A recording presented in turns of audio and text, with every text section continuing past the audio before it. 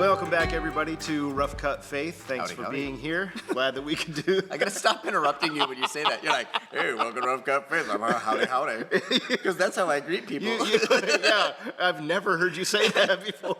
I know. I'm gonna find my tagline. So every week good. I'm gonna try something different. Okay. And we'll just see how it goes. And make sure to try it in the middle of If you me saying hi. Yeah. All right, we can try that again. But hey, everybody, welcome to Rough Cut Faith. I think it's best if we just keep moving on. That I could try that if that's an option. Yeah. So last week we talked about a book that you read. Yeah. When Narcissism Comes to Church. Yeah. I thought that was a good conversation, and it's Seems an like important it was just one. a little while ago. It doesn't feel That's like how it was busy last we week. are, Yeah. right? Yeah. The time has moved so quickly. This week we're going to talk about a book that I looked at, and it's called The Spirit of Our Politics. It's right here, if you're interested. But I actually led a discussion group on this for about 4 weeks, and it's 9 chapters. We probably could have gone 8 weeks on it. Yeah. It's some really good stuff, but it's a book that I think is important for it's important for the church to approach it, because it's not about politics, even though politics is in the name. Sure. Politics is all throughout the book. Is it like it's the hook to get people interested in it? We'll throw that word out. It's like the clickbait of books. It's not quite clickbait because as you go through it, he is talking about the politics, but when people hear politics, they immediately go to polarization. Sure. So some people, when asking about the book, were like, is this going to be telling us who to vote for? Is this going to come down on one side or the other? And the thing that I appreciated the most about the book was that the author was not pushing anyone in a direction politically. Yeah. Michael Ware is the author. Okay. He's been in public life for a long time. Okay. I think he served in one of the administrations. Okay. I can't remember which one because he really didn't talk about it much. It was more like in the bio that You'd have to read. Wikipedia him Yeah, or you'd have to something to find figure it out out, where he was. Google him. Yeah, he was very if you're into Googling people. He was very cautious with how he spoke about either side. Yeah. And rather than just saying, here's all the arguments for this side, and this is the Christian argument, or this is the spiritual argument, he looked more underneath the hood of politics and said, here's where the issues are overall, and here's how our spiritual formation as a people can affect the foundational problems that we see culturally in politics. It's really fascinating that if that's his premise for the book, and you look at the book we talked about last week. Yes. There's some nice dovetails there. The things that really speak to the church operating in those realms in a healthy way comes down to our formation as Christians. And allowing the transformation of our lives and our faith to begin influencing the facets and the aspects of the way we go about life and community. So I'm curious, do you feel like this book would be more of a philosophical approach to how our walk with Christ affects our understanding of politics, or our understanding of politics as a whole, or understanding the things that shape the way we see things? Yeah, so he leans heavily to the point of being carried by Dallas Willard. Oh, okay. So he quotes Dallas a lot, and I would say if you've never read Dallas Willard, you could read this and get a real good understanding of where Willard is at philosophically when it comes to spiritual formation. So the answer is yes, it is heavy on the spiritual formation. Sure. As a way for our internal being to be changed into the likeness of Christ, and then how that likeness of Christ pushes back against the political culture, Okay. the negative political culture Okay. that we have. Okay. So I would say. Does the author identify the negative types of, the negative approach to Yeah. politics that have infiltrated the church, or is it? Yeah, well, first of all, his first chapter is called Our Political Sickness. And Okay. he talks about the. I'm sick of politics too. That Yeah. sounds great. Yeah, it's not only that we're sick of it, it's also just sickening and, Yeah. and sick. So he talks about how people engage in politics in general. Okay. And he made this one statement right at the beginning. We've allowed parties to become brands and sources of identity. We've allowed them to become masters when they're meant to be servants. So in looking at political parties, kind of starting there, Sure. and saying this is how political parties maintain control of the people, Okay. by making them angry and by making them afraid.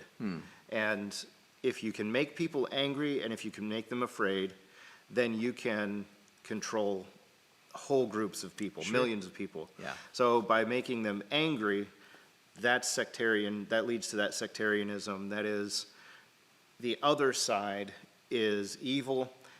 So you're demonizing the other side. demonization, sure. The other side is immoral, which then places your side on a higher moral plane. The other side is ruining the country, so then they're the problem. They're making you Scapegoating afraid. and Yeah, that, yeah, the scapegoating part of it. So all of those aspects where it's sectarianism and demonization and scapegoating, those are all things that one side will do to the other. Yeah.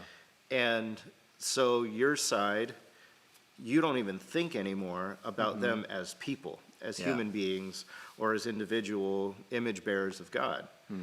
You think of them all as an ideology that is immoral, that's evil, and that is trying to take over the country and remove your way of living. Now, both sides do that. Yeah. So it's not like the progressives do this and the conservatives are the ones fighting back. Yeah.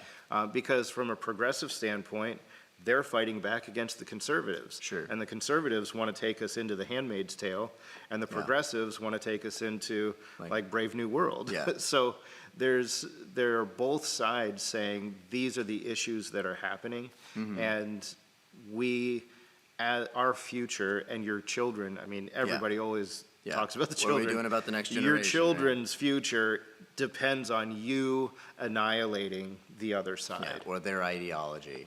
Right. Right. So I'm curious, does he make a distinction, or does he help, do you feel like he helps people think through like our formation and how that affects our politics at a local level or at a national level? Yeah, well, that's a good question. He focuses on both. Okay. Now, later on in the book, he kind of comes to this spot where he says, what can you really do? You're most effective on the local level. So pay attention to the local politics, but not even the mechanism of politics. Pay attention to how you're speaking about political issues on the local level. Get involved in your community. And he talks about politics as a means of loving your neighbor. Like that's a big thing towards the 2/3 of the way in. Okay. He starts giving really practical advice of, so what can you do? So when he looks at national politics, it's kind of like you can vote, yes, and that's a good thing. Yeah. But how you talk about these things is more important. How you talk about national politics, how you engage with your neighbor who disagrees with you, and how you bring the love of Christ into that conversation is more important than you getting on Twitter or X or whatever it's called now and ranting about the president. Sure. So as far as national politics goes, it's like your reach is limited there, but on a local level, and this is where everything stems from, is on a local level, you have a lot of engagement. You can go to council meetings. You can go to school board meetings. You can engage with local politicians on a regular basis and have conversations, but always with those conversations being centered around Christian principles. What is a Christian moral ethic? And how do we bring that moral ethic into the civic discourse without forcing an ethic onto a pluralistic society and making your moral ethic the best one? It sounds very similar to, there was a book that was released years ago called The Benedict Option, which really encouraged people to like primarily focus where they can affect change.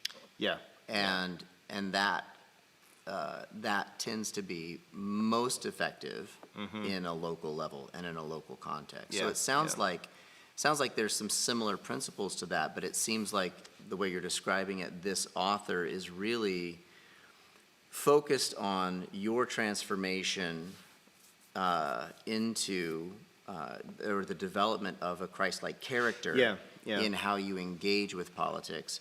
And I think this is an interesting, maybe this is an interesting conversation that we don't want to get into, and I'm okay with that.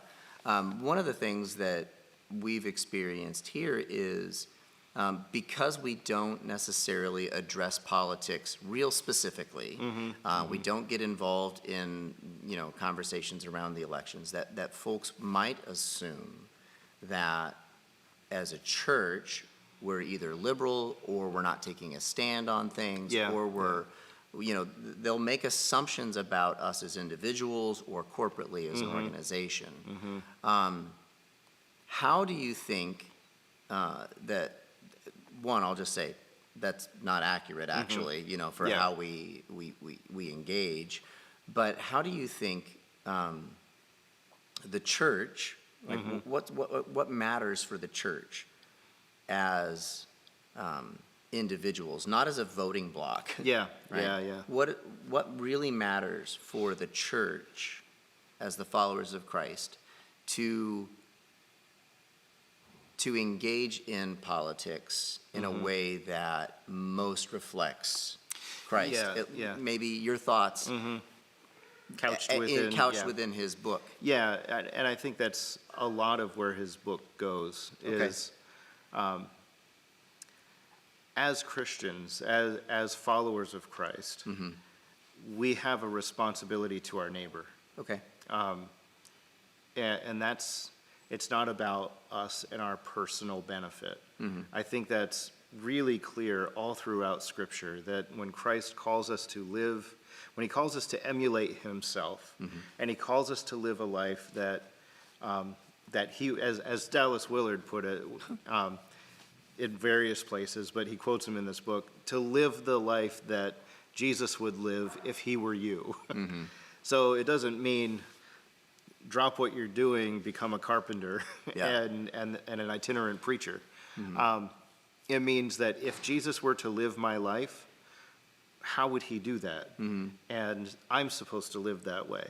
So that's our spiritual formation, to become imitators of Christ, to have our minds and our hearts shaped by the Spirit of God so that we engage with the world around us as Christ would engage with the world around us. And that then leads us into public life. That doesn't mean we run for office necessarily. It means that we don't engage in a bubble. We don't stay within the walls of the church and we only hang out with people in the church and we only talk with people in the church and we only have dinners with people in the church. And it means that we are out in public living like Jesus would call us to live and imitating him. Which then naturally means that if I'm concerned more about my neighbor than about myself, then I should be paying attention to public policies that benefit my neighbor more than myself. I think that sounds scary. Yeah, it really is. And because I think it is for some people. I think so, because my It sounds liberal. Mike, why do you gotta just go picking buttons to push? Trigger warning, right? Yeah, I think it's, in my experience, and I've got really good friends and family that are heavily involved in politics and are very concerned about what's going on at a national level, and that's an area that they feel called to be involved in. Yeah. Would it be accurate with what you're describing in this book is that he says that's not a bad thing, Yeah. but the way in which you engage around issues or topics, it's not like a drive-by shooting. Right. It's not like we're just going to state our point as a meme or a click or something that removes us from the human interaction and the human consideration. Well, sorry, I interrupted. No, that's you. okay. I'm used to that. I do that to you all the time. But it is more of a where can you actually engage with people and not separate issues from the faces that are affected by it. I think that's the key, is to see the faces. Okay. Part of, in his first chapter when he talked about our political sickness. Sure. And then later on, each chapter builds philosophically on the other. So he presents it as, here's what's sick.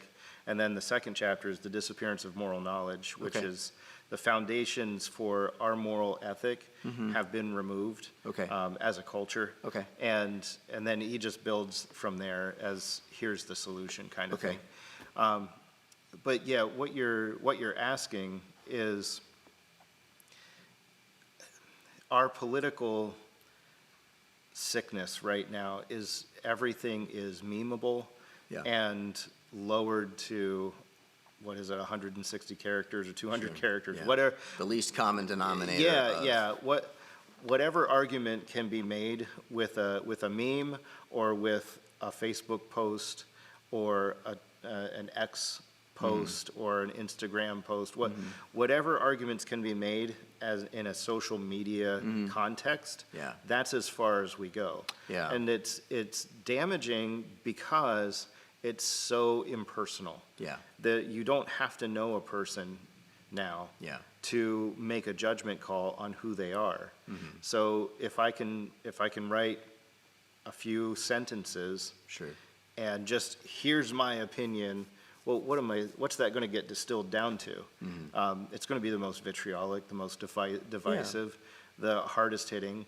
And then media outlets, traditional media outlets, they exist to sell advertising. So their existence depends on people watching. So they want to make you upset. They want to get you angry. Or feared. And they have 30 minutes to do it. So it's this perpetual cycle that just continually dehumanizes one side or the other, and then showers vitriolic comments upon that side. So our discourse, we lose discourse altogether. Discourse is no longer conversational, personal, empathetic. Our discourse is hateful and wanting to win the argument. And if you can bludgeon your opponent to the point where they no longer have anything left to say, then you've won. That's what a debate eventually comes down to. All of that is sickness. All of that is, none of that is helpful. So the call is to, if you're going, you can engage with people of opposing viewpoints, but you have to maintain them as people. You have to maintain the view that they are a person, that they are also made in the image of God, that they also have value and worth. And that if we are not willing to see that, then we should just stay quiet. I think it's, I literally, as you were talking, I was like, oh, I saw that this week on one of my news feeds on social media, where it was like somebody took a Bible verse and just posted it, and it was pretty like okay, yeah, very clearly, truly in Scripture, right? So they weren't like making up something and just stamping a Bible reference on it. Yeah. But I know that person enough to go, you wouldn't say that if you were looking that person in the eye. Yes, yes. And so from the safety of your computer screen, where you don't have to see the human story of this, and you're using something potentially out of context to hurt someone, it's weird that people can, I'll say, cherry pick Scripture, and use it to make a political point, that someone else could cherry pick Scripture and hurt you as well. But somehow we're behind the monitor of our phone or a laptop or a computer, and so therefore we're protected. We can say it, we can feel, we can voice the frustration we feel, because I think that's really a major part of what you were describing. Anger, fear, right? And so I guess part of what I would want to know is, what are some practical applications of this to go, how do we process politic then as Christians? Not just like, okay, right, see the people, but what does he get into any of those practical steps that we can do? The last couple, and it's actually interesting. I'm not gonna read them all here, but I thought it was interesting when he talks about he has a chapter called The Spiritual Disciplines for Public Life. And before I look at that, I'm gonna mention this, that the bigger answer to your question is spiritual disciplines are formational activities, formational pursuits, whether it be reading Scripture, prayer, silence, solitude, serving, being part of a community. All of those traditional disciplines that we see are they're practices that take us away from where we normally would be, our engagement with the world around us. Those practices remove us from that engagement and put us in a place where our focus is on God. And when we are pursuing those practices, that's where our formation happens. So let me ask you to clarify a little bit of that, because the practices in and of themselves, like in thinking through what I observe, like in the news, the Christians are seen often or referred to as just a branch of the Republican Party. That it's a voting bloc, right? And so you end up with often an association with fundamentalist Christianity. And the things that you described in spiritual disciplines are practices that many within that branch of the faith would say is a part of their life already. We do read Scripture. We do pray. We are involved in community. We are X, Y, Z, right? So hasn't it worked? So, that's, I mean, like. Okay, so it's a bit of a longer answer to your question. So let's back up to a little bit of a history lesson. Back in the late, okay. If you're just listening, I just sat like a child. Which is story time with Mike. Which is typically how you look at me. I love history. I geeked out for a moment. Okay, so I'm not going to get a lot of it's going to be broad because I don't have all the details off the top of my head. But when Roe v. Wade was passed in the early 70s, there was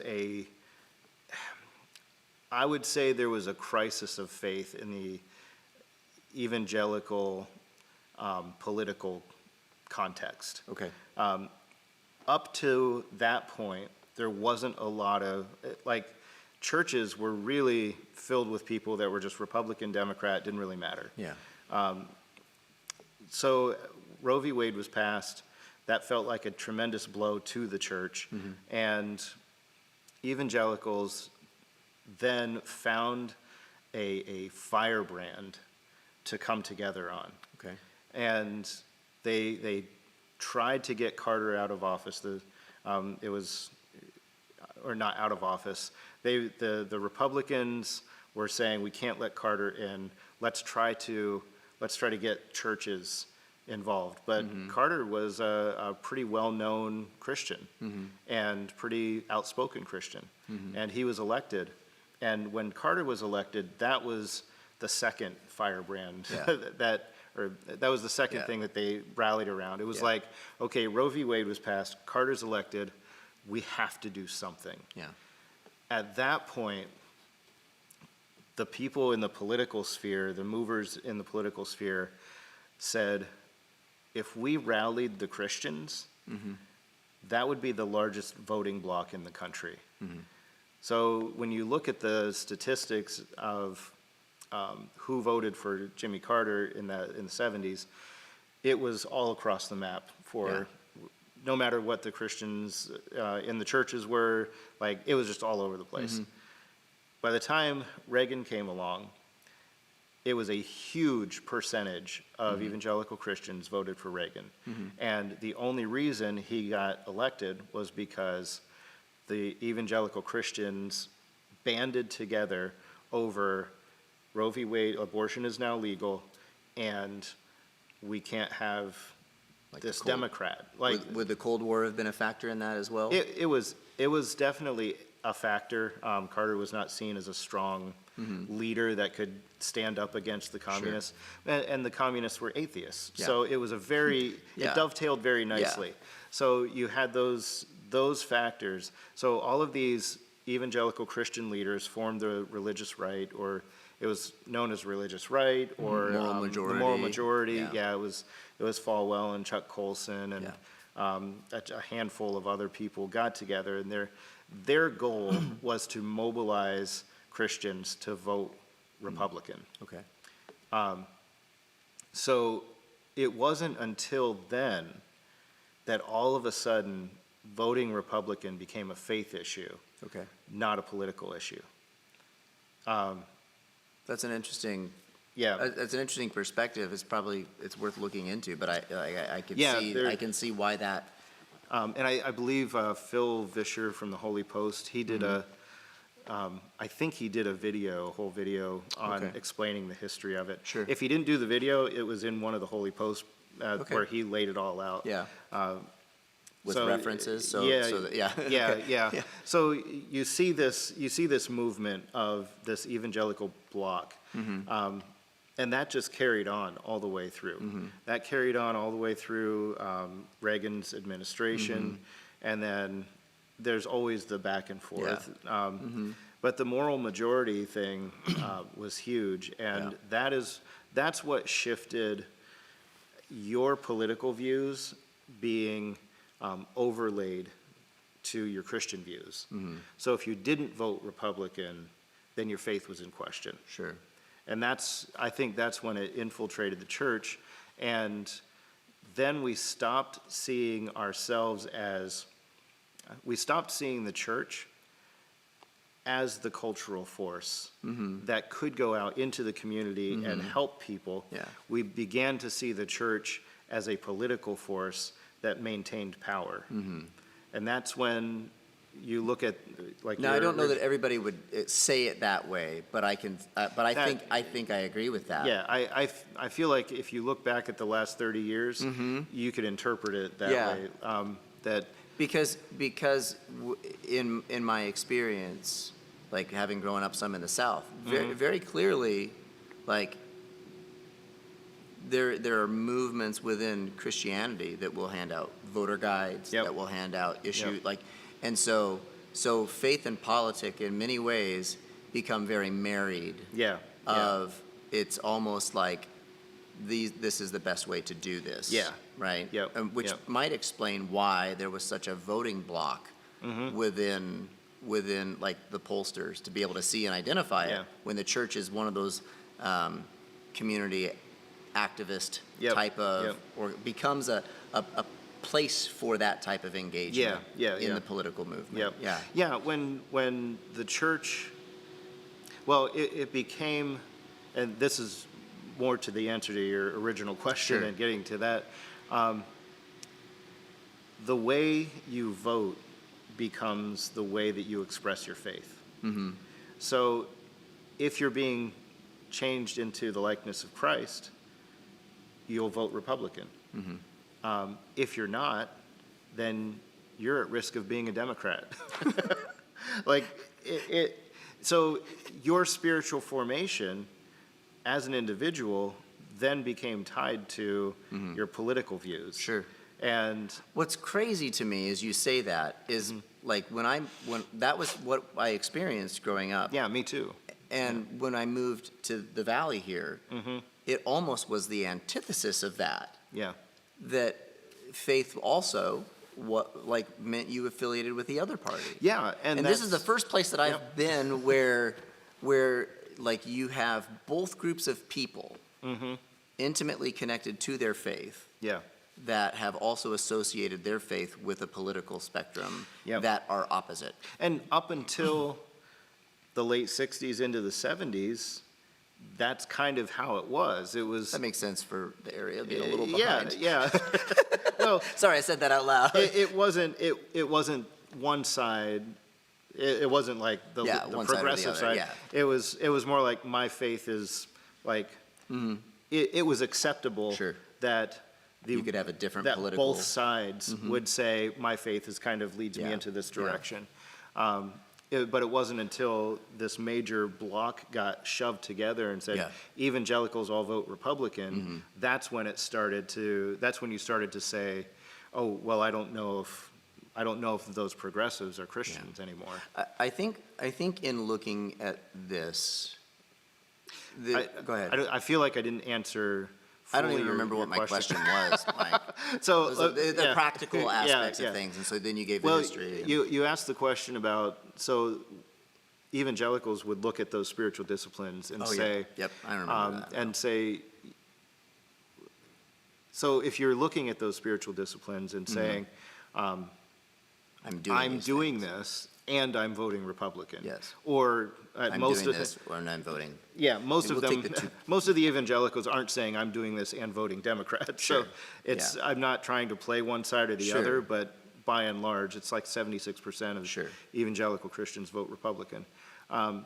So they would say that, and to answer that, I gave the historical, like this Sure. is how we go. And I think that because it's gotten so enmeshed, it's gotten messy. Yeah. And it's hard for people, if you hear a pastor or church leaders saying, this is how you vote as a Christian. Yeah. It's hard for somebody who's trying to imitate Christ to then stand up and say, well, I don't believe that. Yeah. Because they'll get run out. Yeah. Often. Yeah. That's what happens. Yeah. Or not even to say, well, now I'm a progressive or now I'm a Democrat. It's, well, I think abortion, the conversation around abortion should be more nuanced than ban it outright. All you have to do is say that, and all of a sudden you're lumped in with, well, now you're a progressive. So I think by and large, people are just really afraid to start asking the questions Sure. and start saying, maybe there's a nuanced answer to this. Maybe we should have more conversations Yeah. about it. And as people are pursuing their spiritual formation and really taking seriously the desire to imitate Christ in their lives, it's still hard Yeah. to start asking Sure, questions within the because culture. we've Yeah. polarized political frameworks. Yes. And we ascribe value to people based on where they align politically. Yeah. Yeah. And that, I think the thing And that- identity. Yeah. So it's your value and your identity is based on if Your you alignment. agree with me, Yeah. like, or your alignment. Yeah, and I think there's a way that this can go wrong. You think Right, so? yeah, right? Besides where we're at. But I think the way there's a way that it can go wrong in the sense of, you can make the presumption that just doing the actions of spiritual formation will change you. Yeah. And that you are therefore now in a place of moral Like, because you Superiority. know what's going on, that you're in a place of moral superiority Yep. or authority Yep. to then say this, and this. And Yeah, this. yeah, yeah. Whereas we talked about it last week in the idea of what is narcissistic behavior. It's controlling other people, manipulating things for your own gain. Yes. That doesn't mean you don't have a perspective. It doesn't mean you don't vote in alignment with that, right? But it does mean that you still choose to see people over a platform. Yeah. And that makes a big difference. The other extreme of where I think it goes wrong, and because we have chosen to try to focus on, in our role as pastors, we've chosen to focus on our formation more than a political ideology, Yeah. or a social issue, or whatever's going on in the latest news feed or anything like that. The other extreme is that people may say, well, you just stick your head in the sand. Yeah. And you're ignoring it and hoping it goes away. I think that's a mistake too.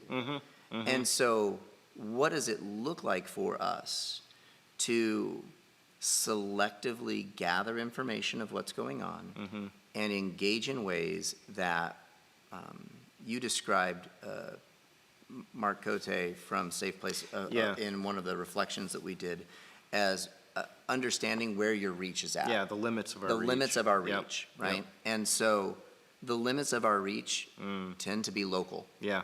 The yeah. limits, and that was in a context of you as pastors. Yeah. But I'm saying it in the It's a very context of broad application. us to as that. people, as Christ followers. Yep. The limits of our reach tend to be local. And so I think it's a mistake to put your head in the sand. Yep. And I think it's also a mistake to only be focused on what's going on at a national or a federal level and having no impact on what's going on at a local level. Well, if you think about how many people you know who have a lot of opinions about how the country should be run and don't do anything locally, that's a vast majority. Sure. Lots of people have beliefs about how things should be done, and very few are stepping out of their doors and saying, I'm going to take it upon myself to exhibit the way I think that we should be living. Yeah. And that, I believe, goes back to, if there was one major premise in the book that was overarching, I think it was that that God is more concerned about the people that we are becoming, the kind of people that we are becoming, than he is about our political views. Yeah. So if you start with that premise, you stop thinking about whether or not you agree with the other person, and you start thinking about how you can exhibit the love of Christ to them. Yeah. Loving your neighbor doesn't mean just the Republican ones or just the Democrat ones. Sure. Loving your neighbor just means them as people, how you engage with them brings the love of Christ to them. And it would be a mistake to presume that just because you love someone means you have to agree with them about everything. Yeah. It means that it means the way we engage. Yeah. Yeah. Right? There's an engagement that's there. And so, like, zingers out the window as you go by, where nobody's even listening, but you feel good because you're taking a stand on something, doesn't really help. It doesn't exhibit the character that we see of God in the things that matter to him in the Old Testament prophets. It doesn't exhibit the things that Jesus talks about in the Sermon on the Mount. It doesn't exhibit even the way that Paul talks to churches and encourages them to bring the character of Christ into the reality of the way they engage. I personally do think that more Christians should be involved in what's going on in their communities at a organizational, political, school board. Like, I think it should be the case, but it shouldn't necessarily be like, oh, okay, we're telling Christians to get involved there, so here's your policy guide. Yeah. Right? Our policy guide, I think, should be rooted in us being a deeply formed people that want to bring the presence of our faith into community in a way that is respectful and is looking out for others. Yeah. And at its heart is, how do we honor God? Yeah. Yeah. Right? And so that at times can be complicated. Yeah. Do you Yeah. think that this book gives a framework for people to maybe engage in politic, in local Yeah. expressions that way? And would you recommend it as something for people to consider? Yeah. So it doesn't give. I would say there's limitations to Okay. it. By design. Okay. He's not giving specifics. Here's what you should do to get Okay. involved in politics. Sure. Like I said, he's very concerned about the kind of people we are. Yeah. And so instead of saying, here's what you need to do to get involved in politics, Sure. he's saying, here's how you pursue Christ-likeness, and here's the way that the character of Christ pushes back against political sectarianism. Sure. And so interacting with people who disagree with you, Yeah. or who you Yeah. will disagree with, purposefully having fellowship with them and Yeah. engaging with them and asking questions and not even interacting in order to share your viewpoint, but interacting to see where they're coming from, to understand who they are.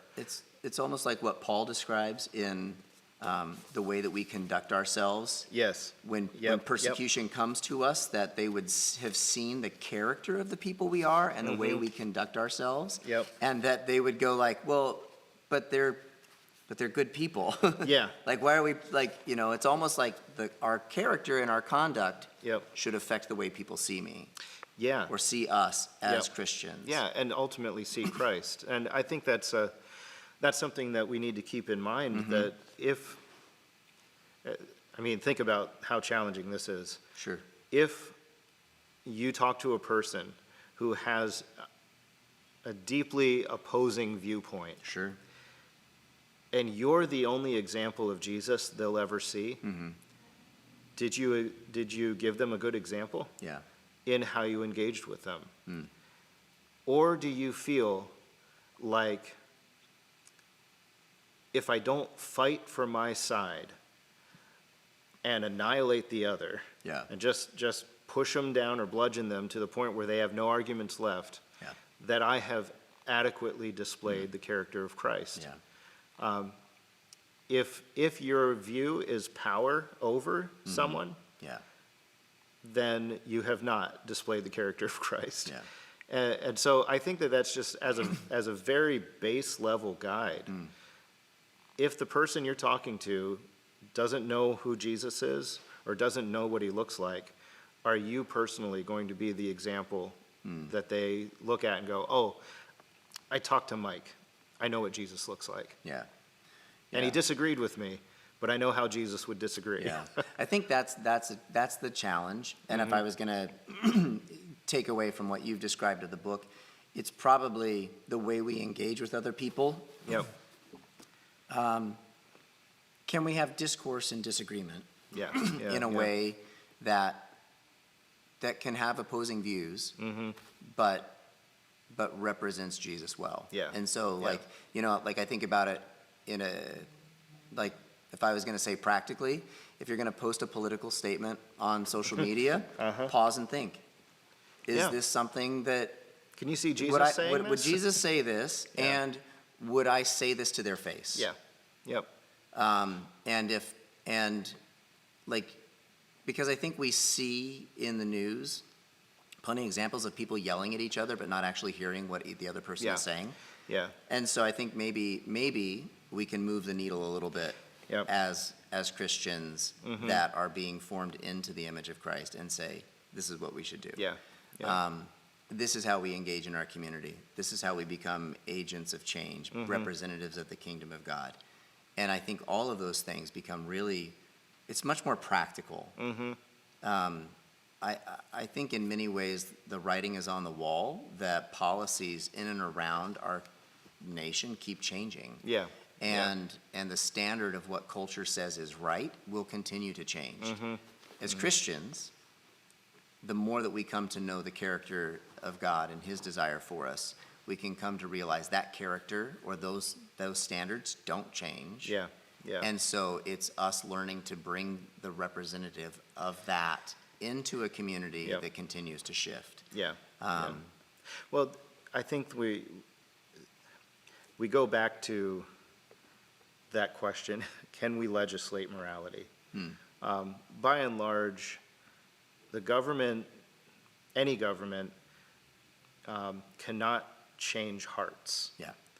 And I think that was one of the points he made. The power of the government is not to change hearts, but to safeguard the people. And what I took away from that was our goal as Christians, as we look at politics, should not be to change people's hearts or to legislate a moral framework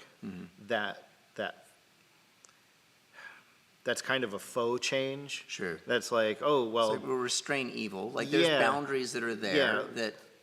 Right, but for us to advocate legislating a moral framework that makes it look like our hearts have changed because it doesn't give us the opportunity to do something otherwise. That shouldn't be our goal. Our goal should be to legislate and to encourage a framework that allows a safe space for people's hearts to change. Sure. So to give us a space in which to ask questions, in which to have healthy discourse, in which to have a back and forth that leads to positive changing. How do we disagree well? To disagree well. I think that should be where we look at public policy, not to pass laws that make it look like we're Christians, but to offer protections for all people to find a way forward that is beneficial for all people. A political framework or party will never help somebody come to know Jesus. Right. But the way that we engage with them, the way that we act is something that God will use in the lives of people. To see that maybe there is something different about life and pain and all of that stuff. So I think that's probably. So short answer, would you recommend the book? Yeah, I would definitely recommend the book, and it was a really good book to read in a group. That's good stuff. I think that reading it as on my own, I interacted with it. I appreciated the content. I'm a huge fan of Dallas Willard. So this was like just every single chapter was how the author, how Michael Ware took Willard's philosophical and spiritual thoughts and kind of just said, here's how it applies to our public life. And so that was a huge win for me to have that. So I would definitely recommend the book, but I would also add the caveat that if you can read it with people, the conversations that come out of that was so much better.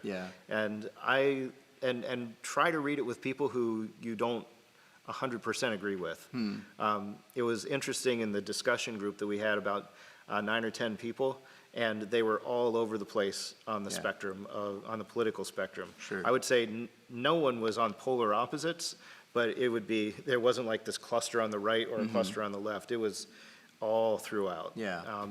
So that led to really good discussion as each individual was saying, where I find myself on the political spectrum, here's how I would interpret what he's saying. And it was really cool to see how everybody was like, oh yeah, that makes sense. So it's definitely not a polarizing book unless you're so polarized already. You're going to be like, well, he didn't support my side. So.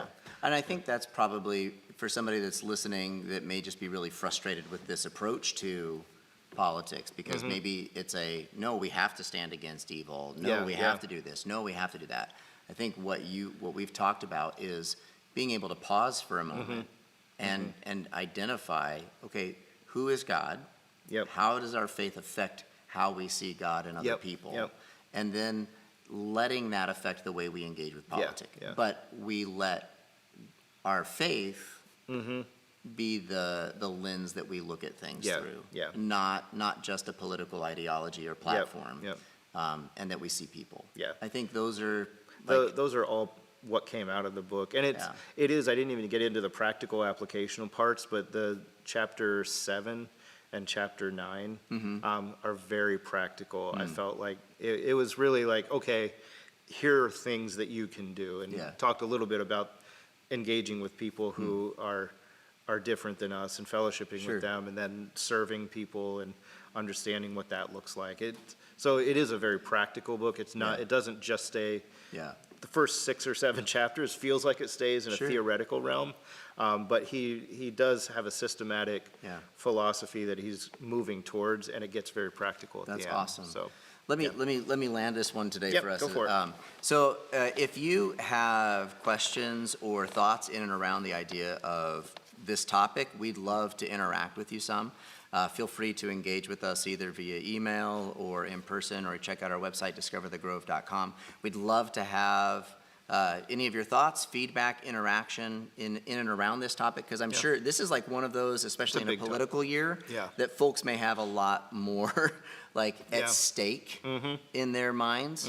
And so this is like one of those places where hopefully we can dialogue well, because how we engage as Christians in the current climate, I think, is going to make a big difference in the lives of maybe a few individuals that we interact with. And so we'd love to be able to interact with your questions, thoughts, or any other ideas that you'd like us to tackle in Rough Cut Faith. So thanks for being here today. Mike, thanks for reading this, and for not just reading it and bringing it here, but for also engaging with a group of people in and around these topics. I think these are the kinds of things where the faith that we talk about really starts to get practical.